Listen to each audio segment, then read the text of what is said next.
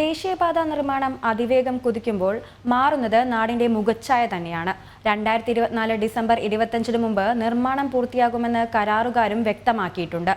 20 റീച്ചായി തിരിച്ചാണ് കേരളത്തിൽ ദേശീയപാതയുടെ നിർമ്മാണം മുന്നോട്ടു പോകുന്നത്.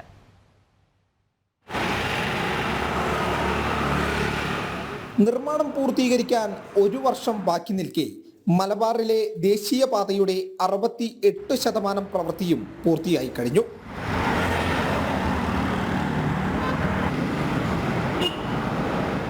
ശേഷിക്കുന്ന പ്രവൃത്തി അനുവദിച്ച സമയപരിധിയായ 2024 ഡിസംബർ 25 മുമ്പ് പൂർത്തീകരിക്കുമെന്ന് കരാറുകാർ വ്യക്തമാക്കിയിട്ടുണ്ട്.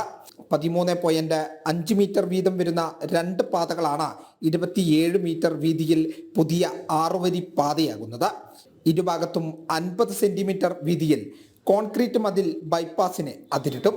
അതിന് പുറത്താണ് അഴുക്കുചാലിനൊപ്പം 6.75 മീറ്റർ വീതിയിൽ സർവീസ് റോഡ് ഉണ്ടാക്കുക. ചുരുക്കി പറഞ്ഞാൽ മലബാറുകാരുടെ ചിരകാല സ്വപ്നമാണ് യാഥാർത്ഥ്യമാകാൻ പോകുന്നത്.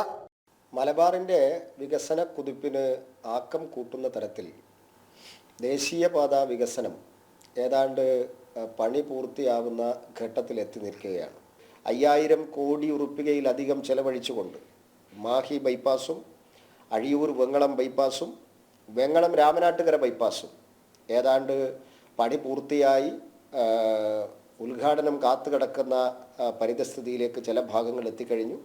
ബാക്കി പണി കൂടി സമയബന്ധിതമായി പൂർത്തീകരിക്കും എന്നുള്ളതാണ് നമുക്ക് മനസ്സിലാക്കാൻ വേണ്ടി സാധിക്കുന്നത്. തുടക്കം മുതലേ ജനങ്ങൾക്ക് അനുകൂലമായ തീരുമാനങ്ങൾ എടുത്തുകൊണ്ടാണ് ദേശീയപാതയുടെ നിർമ്മാണം മുന്നോട്ട് പോയത്.